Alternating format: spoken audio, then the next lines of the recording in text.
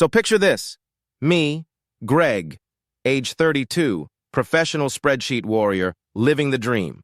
If the dream involved endless pivot tables and a soul slowly atrophying. My life was basically beige. Then came the coffee incident. Not just a coffee incident, the coffee incident. I was sprinting, late for a Monday morning meeting I genuinely didn't care about, clutching a lukewarm latte like it was the last life raft. Of course, I rounded the corner, collided with someone who, in hindsight, looked like she'd just stepped out of a magazine, while I looked like I'd just wrestled a badger. Hot coffee, all over her pristine white blouse.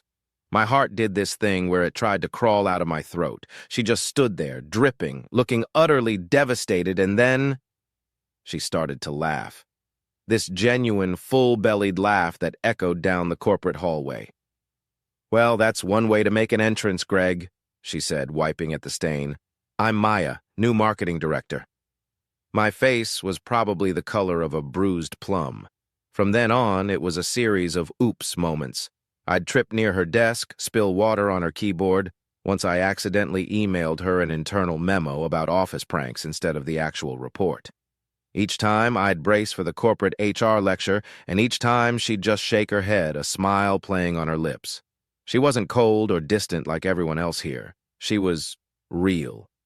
She saw past the spreadsheet guy, the awkward guy, the guy who probably shouldn't be trusted with liquids. We started grabbing lunch, then after-work drinks. I found out she hated her job almost as much as I did, that she secretly dreamed of opening a dog grooming salon, and that her laugh could genuinely make a terrible day feel manageable. One night, after a particularly terrible team-building exercise involving trust falls, I absolutely failed. We were walking to our cars. "You know," she said, looking up at the sky, "I almost didn't take this job. Thought it was another dead end. But then I met the guy who couldn't even walk straight and spilled coffee all over me, and suddenly it didn't seem so bad." I just stared at her, feeling this weird flip in my stomach. "Maya," I started, She just smiled, that same genuine smile from the coffee incident. "It's okay, Greg. You made my day, every day." It wasn't perfect or smooth or even remotely professional. It was messy, human, and utterly surprising.